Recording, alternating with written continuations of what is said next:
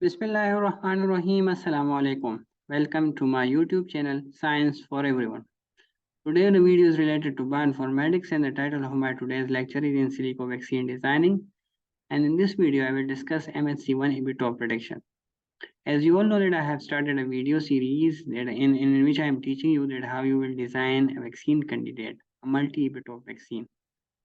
So in the previous videos, I have discussed the introduction about that multi-epitope vaccine designing. I have shown you the data mining. I have shown you the homology check, the proparam analysis, the B-cell epitope prediction, and the MHC2 epitope prediction.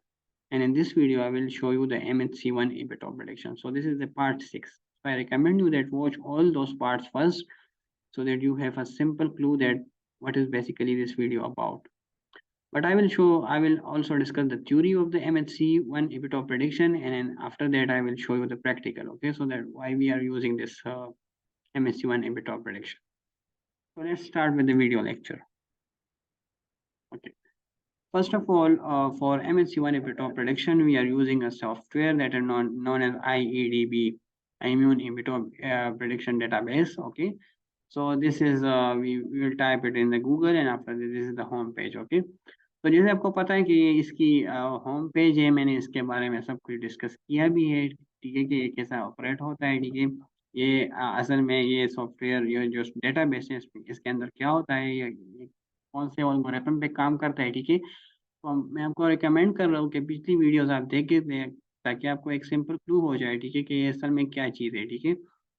तो अगर मैं आपको थोड़ी सी work flow बता दूं अपने इस project के बारे में, तो जैसे मैंने आपको बताया था, डेटा रिट्रीवल हो गई है, होमोलॉजी चेक हो गई है, प्रोपैराम एनालिसिस, इम्यून epitope प्रेडिक्शन हम जो है हम फॉलो कर रहे हैं, ठीक है। उसमें हम मैंने जो है बी सेल epitope प्रेडिक्शन की थी और MHC2 epitope प्रेडिक्शन की थी, और आज जो है MHC1 की epitope प्रेडिक्शन होगी। तो ये लास्ट वीडियो है epitope प्रेडिक्शन की। उसके बाद जो है हम जो है आगे जाएंगे और एरोजेनिसिटी और ये सारे एनालिसिस फिर करेंगे, ठीक है। तो वीडियो चैनल को सब्सक्राइब करें ताकि आपको आने वाली वीडियोस जो है बर वक्त आपको मिल सके और आप अपने प्रोजेक्ट को कंटिन्यू कर सके, ठीक है। तो MHC2 epitope प्रेडिक्शन हम क्यों कर रहे हैं, तो जैसे आपको पता है कि हमारे जो टी सेल्स, सॉरी, मैक्रोफेजेस और मैक्रोफेजेस, डेंड्रिटिक सेल्स और हमारे जो कॉमन सेल्स है बॉडी के, उसके ऊपर एक MHC1 रिसेप्टर्स होते हैं, ठीक है, जिसको यूज करके वो जो एंटीजेंस को वो प्रेजेंट करते हैं टी सेल्स को और बी सेल्स को वो प्रेजेंट करते हैं, ठीक है। तो ये वही रिसेप्टर है। तो हम इसको इसलिए यूज कर रहे हैं, ठीक है, ताकि ये वाले MHC1 है, ठीक है। तो हम इसको इसलिए यूज कर रहे हैं, ठीक है, कि हमारे जो इपिटॉप्स, सॉरी, जो जब वैक्सीन एक सेल के अंदर चला जाए, ठीक है, तो अब उसको एफिशिएंटली जो है उसको तोड़ के उसको उसकी एपिटॉप्स को अपने ऊपर प्रेजेंट करें, ठीक है। तो हम अपने जो वेलेंस फैक्टर हम यूज कर रहे हैं अपने प्रोजेक्ट के लिए, तो उसमें वो इस तरह के एपिटॉप्स को फिल्टर आउट करेगा जो इस रीजन के साथ कंप्लीमेंट्री हो, ठीक है, इस रीजन के साथ कंप्लीमेंट्री हो, तो वो इफिशिएंटली जो है उसको प्रेजेंट करेगा टी सेल के लिए, ठीक है। तो ये थोड़ा सा जो है सिनेरियो इस तरह, ये इसलिए हम ये कर रहे हैं, ठीक है। तो थोड़ी सी जो है आपको ये चीज़ आनी होगी, ठीक है। उसके बाद हम इस पे जाएंगे, ठीक है। इसके लिए हम इसको MHC1 बाइंडिंग पे क्लिक करेंगे, ठीक है। क्लिक करने के बाद हम इस पेज पे आ जाएंगे, MHC1 बाइंडिंग प्रेडिक्शन, इसमें हम इपिटॉप्स की प्रेडिक्शन करें, ठीक है। जैसे आपको पता है कि हम बी सेल इपिटॉप्स को आगे यूज़ कर रहे हैं, ये कि हम क्यों यूज़ कर रहे हैं, ठीक है। तो ये सब कुछ मैंने आपको बताया था, ठीक है। तो आपने इधर जाके इसको कॉपी करना है, ठीक है। उसके बाद जो है आपने इधर जाके इसको इधर पेस्ट करना है, ठीक है। पेस्ट करने के बाद आपने IEDB रिकमेंडेड मेथड को चूज करना है, ठीक है। और मेथड्स भी है लेकिन ये रिकमेंडेड है तो आपने इसको यूज चूज करना है। इधर जो है ह्यूमन को चूज करना है, ठीक है, ठीक है। हम क्योंकि हम वैक्सीन ह्यूमन के लिए जो है डिजाइन करने जा रहे हैं, ठीक है। फिर आपने इसके लिए आपने सेलेक्ट HLA एलील रेफरेंसेड, इसको सेलेक्ट करना है, ठीक है। अब थोड़ी सी इसके बारे में अब मैं आपको थोड़ी सी थ्योरी बता दूं, ठीक है। एलील्स के बारे में मैंने आपको आपको पिछली वीडियो में भी बताया था कि एलील्स असल में क्या चीज़ है और उसको हम इस MHC2 प्रेडिक्शन के लिए ये एलील क्यों यूज़ कर रहे हैं। वो अलग सा टॉपिक था, ठीक है। लेकिन इधर जो MHC1 के लिए जो एलील यूज़ हो रहे हैं वो ये एलील है, ठीक है, वो सारे ये एलील्स है। असल में ये अलीज वो जीन्स होते हैं जो अभी तक नोन है, ठीक है, इनकी सीक्वेंसिंग नोन है। जितने भी ह्यूमन सीक्वेंसेस हुई है, ठीक है, तो इसमें ये जो है ये एलील्स फिल्टर आउट हुए हैं।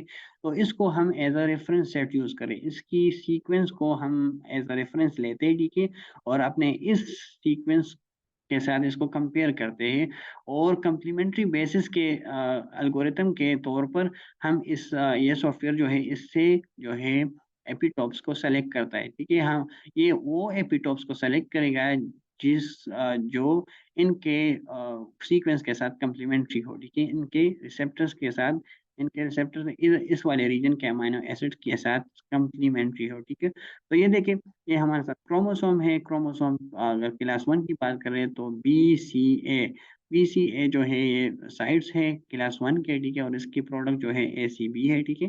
तो ये जो है ये इधर जो है ये अलील पड़े होते हैं, ठीक है। तो हर ह्यूमन के अलग अलग थोड़े से चेंज होंगे, ठीक है। मदर से आता है, फादर से आता है, ठीक है, क्रोमोसोम, और फिर इसकी रिकम्बिनेशन हो जाती है, ठीक है, तो अलग अलग बन जाता है, ठीक है। तो इसलिए हम इस पार्ट को यूज कर रहे हैं, ठीक है। तो ये डिफरेंट नॉन अलील्स है, ठीक है। तो ये वाले हैं, ये HLA अलील इसको कहते हैं, ठीक है। उसके बाद हम क्या करते हैं। अच्छा, तो जैसे मैंने आपको बताया कि ये सारे नॉन अलील्स है, ठीक है। तो इसको कंपेयर करके हमारे इस सीक्वेंस के को में जो है इपीटॉप्स को वो तलाश करते हैं, ठीक है। तो इस तरह हम चले जाते हैं। थोड़ा सा पिछली वीडियो में मैंने आपको बताया था कि ये सॉफ्टवेयर में काम किस तरह करते हैं, अभी भी मैं बताता हूँ, ठीक है। ये जो है ये ब्रेक करता है सीक्वेंस को 9 to 10 अमाइनो एसिड सीक्वेंस में करता है, ठीक है। उधर जो MHC2 में था वो 15 अमाइनो एसिड्स में वो फिर जो है ब्रेक डाउन करती है, इसकी ये 9 to 10 में करती है, जैसे मैंने आपको इधर से बताया था, ठीक है, 9 10 9 10 9 10। तो इस सीक्वेंस को 9 और 10 अमाइनो एसिड में ब्रेक करती है, ठीक है। और उस ब्रेक करने के बाद फिर क्या करती है, उसकी प्रिडिक्शन करती है, predict the binding affinity for each peptide based on the method. It compares the predicted affinity of that large set of randomly selected epitopes. Randomly selected epitopes क्या, पेप्टाइड्स क्या है, ये वो जो है जो हम एलील्स को यूज कर रहे हैं, ठीक है। फिर उसके बाद जब वो कंपैरिजन करती है, तो उसको एक खास परसेंटाइल स्कोर दे देती है, ठीक है। और जितना कम परसेंटाइल स्कोर होगा उतनी ज्यादा बाइंडिंग एफिनिटी होगी, ठीक है। तो ये 4 पॉइंट्स जहन में याद रखिए। इधर कंसेंसस फिक्स मीडियम रैंक होती है, ठीक है। हम IED भी यूज करते हैं, ठीक है। तो ये फिफ्थ वाले स्टेप को जो है आप इग्नोर करें, ठीक है। और ये स्टेप जो है ये IEDB वाले ने खुद जो है, जो जिसने ये सॉफ्टवेयर ये डेटाबेस डिजाइन किया है, तो जो लोगों ने जो है इसको जो है ये अपलोड किया था, ठीक है। तो उधर से मैंने लिया है, ठीक है। उसके बाद फिर क्या होता है, ठीक है, हम इस तरह करते हैं कि वो चूज हो जाता है, predicted score yes as it is होता है, और फिर उसको सबमिट करते हैं। सबमिट करने के बाद क्या हो जाता है, थोड़ा सा टाइम लेता है और ये रिजल्ट आ जाता है, ठीक है, ये रिजल्ट। लेकिन ये रिजल्ट बहुत ज़्यादा होते हैं। अब इससे हमने अपने जो है रिजल्ट को किस तरह लेना है, ठीक है। तो इसको कॉपी करेंगे, सॉरी, Ctrl+A करके इसको कॉपी करेंगे। उसके बाद हमने जो मैंने आपको पिछली बार बताया था, हमने एक एक्सेल फाइल बनाई थी, ठीक है। एक्सेल फाइल बनाई थी। अगर आपको याद होता होगा तो हमने MHC2 बाइंडिंग प्रिडिक्शन भी उसमें की थी, ठीक है। और हमारे साथ जो है हमारे साथ 152 प्रिडिक्टेड इपीटॉप्स आई थी MHC2 की, ठीक है। हम दूसरा शीट सेलेक्ट कर लेंगे, ठीक है, और इधर इसको स्पेशल पेस्ट कर के बाद टेक्स्ट पे क्लिक करके उसको ओके करेंगे, तो ये हमारे साथ पेस्ट हो गया। तो इधर MHC1 था, ठीक है, सॉरी, इधर MHC2 प्रिडिक्शन था, और इधर MHC1 है, ठीक है। अब इस डेटा को हम हैंडल किस तरह करेंगे, इस तरह करते हैं कि हमारे साथ नजर आ जाए, ठीक है। अच्छा, इसको अब हैंडल किस तरह करना है। इसको हैंडल करने के लिए एक छोटी सी रूल आईडीबी वाले ने बताई है, ठीक है। वो रूल क्या है, वो रूल ये है, ठीक है। ये इसमें वो कहते हैं, ठीक है, कि आपने जो है, आपने जो परसेंटाइल स्कोर है, परसेंटाइल स्कोर उसकी थ्रेश होल्ड जो है आपने 1.0 रखनी है, ठीक है। आपने वो ही पिटॉप्स लेने हैं जिसकी जो है जिसकी परसेंटाइल स्कोर जो हो वो 1 हो या 1 से कम हो, ठीक है। लेकिन 1 से ऊपर ना हो, ठीक है। तो एक थ्रेश होल्ड हमें मिल गई कि हमने वो एपिटॉप्स लेने हैं जिसकी परसेंटाइल स्कोर जो हो वो 1 से कम हो या 1 के बराबर हो, ठीक है। तो एक थ्रेशोल्ड हो गया। और अब दूसरा जो इसने बताया था कि पिक टॉप 1%, आपने इंटायर टोटल पेप्टाइड जो इपीटॉप्स में सिर्फ 1% लेना है, ठीक है, सारे नहीं लेने। ये क्यों नहीं लेना मैं आपको अभी बता रहा हूँ, लेकिन आपने सिर्फ ये बात आपने याद रखनी है, आगे फिर मैं आपको बताऊंगा। ये वाले जो IC50 50 NM है और 500 NM है, तो ये मेथड हमने चूज नहीं किया है, हमने IEDB वाले चूज किया है। तो IEDB रिकमेंडेड वाले में सिर्फ परसेंटाइल स्कोर आएगा, ये IC50 वैल्यू नहीं आएगी, ठीक है, तो आप इसको इग्नोर करें। अब क्या करते हैं, इस थ्रेशोल्ड, इस रूल्स को फॉलो करके हम अपने डेटा को फिल्टर आउट करते हैं। तो सबसे पहले हम क्या करते हैं, हम क्या करते हैं, टॉप 1% लेते हैं। टॉप 1% लेने के लिए हम क्या करते हैं, अब ये देखिए इधर से फॉर एग्जांपल ये 1 से शुरू होता है, ठीक है, और हम अगर देखें तो ये 113,693 बनते हैं, ठीक है।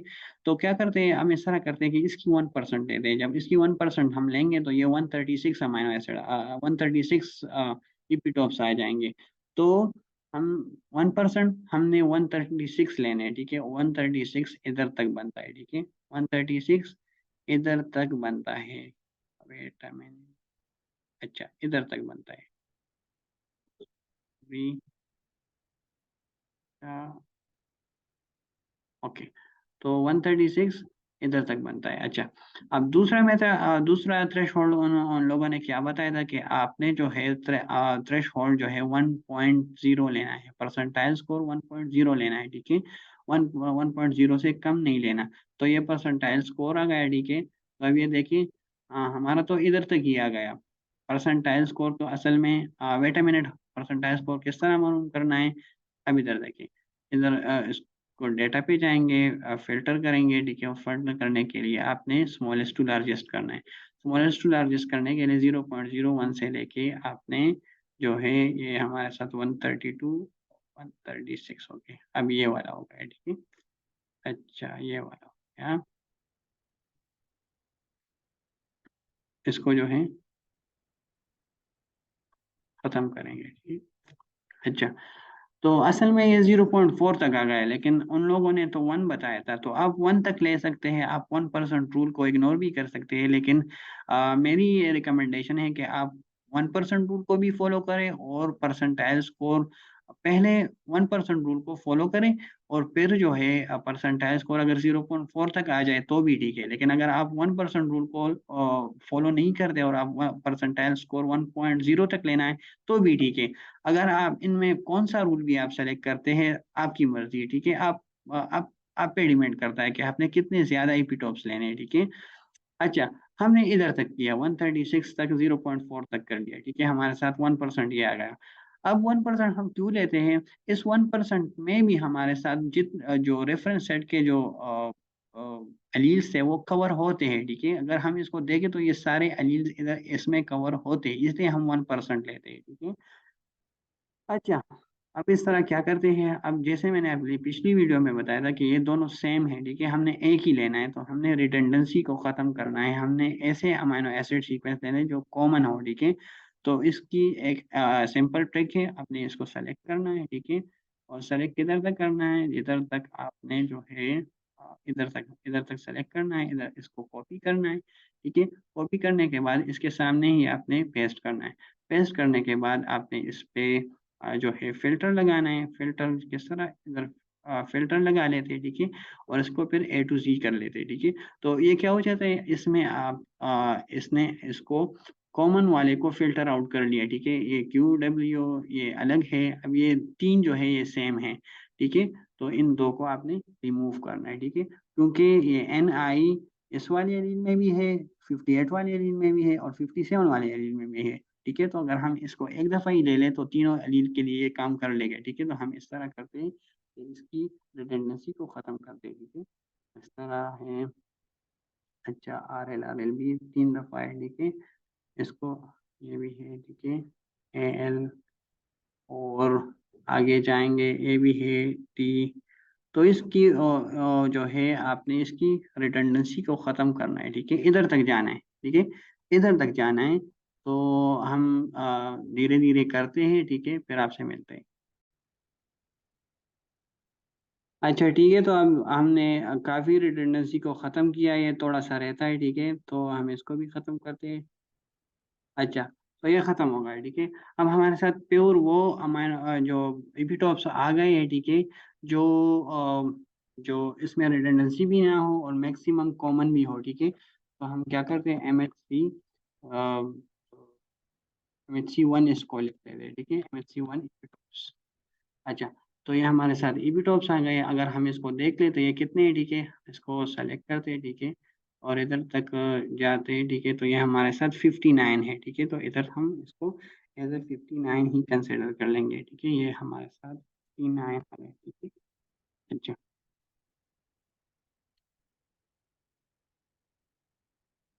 अच्छा, ये 59 आ गए, ठीक है। उसके बाद हमने क्या करना है, ठीक है। अच्छा, ये 59 हमारे साथ आ गए। अच्छा, तो जैसे मैंने आपको बताया था कि MHC2 के लिए हमारे साथ जो आए थे वो तकरीबन जो थे 156 थे, और MHC2 के लिए हमारे आ गए हैं 59। तो इपिटोप प्रिडिक्शन की जो ये फेज है वो ख़त्म हो गई है, ठीक है। अब इसकी हम फिल्ट्रेशन करेंगे, इपिटोप्स की फिल्ट्रेशन हम आगे वाली वीडियो में करेंगे।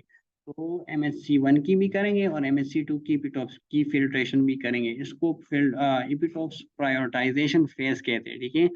इसकी एंटीजेनेसिटी चेक करेंगे, इस इपिटॉप्स की एलर्जेनिसिटी चेक करेंगे, सोलबिलिटी चेक करेंगे, और जो है जो सोलबिलिटी है वो चेक करेंगे। जब उन सारे जो प्रायोरिटाइजेशन फेज से वो गुजर जाए और हमारे साथ फिल्टर इपिटॉप आ जाए, तब उसको हमने वैक्सीन डिजाइनिंग की स्ट्रक्चर में फिर यूज करना है, ठीक है।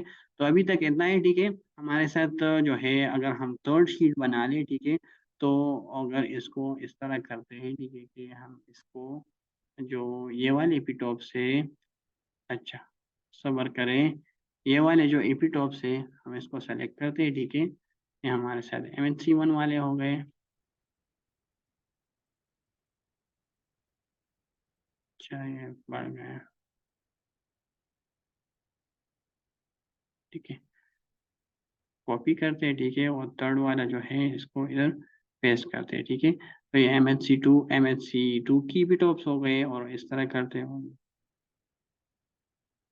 और इधर जो है हम MHC1 वाले कर लेते हैं, ठीक है।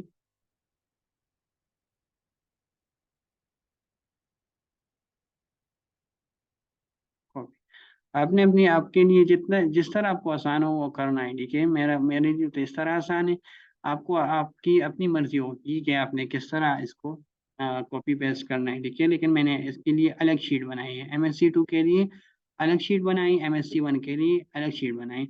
अब क्या करेंगे, इसकी एनालिसिस करेंगे, इसी वीडियो में नहीं करते, अगली वीडियो में हम इकट्ठे ही इसकी एनालिसिस करेंगे। फॉर एनालिसिस के लिए यूज होती है, ठीक है। अगर मैं आपको इधर दिखा दूं तो इसके लिए ये एनालिसिस करेंगे कि ये वाले, इसकी एंटीजेनिसिटी, एलर्जेनिसिटी, सॉल्युबिलिटी और टॉक्सिसिटी, ठीक है। MSC पैड हम नहीं करते हैं, हमने इसको कर लिया है इस इपिटो प्रेडिक्शन में, ठीक है। तो ये फॉर एनालिसिस आगे वीडियो में हम करेंगे, ठीक है। तो उम्मीद है कि आपको ये वीडियो पसंद आ गई है और समझ आ गई होगी। अगर पूरी समझ आ गई है तो वीडियो को लाइक करें, चैनल को सब्सक्राइब करें, ठीक है, और बेल आइकन को भी दबाएं, ताकि आपको आने वाली वीडियोस की जो है खबर मिल जाए, ठीक है। Thank you very much, God bless you.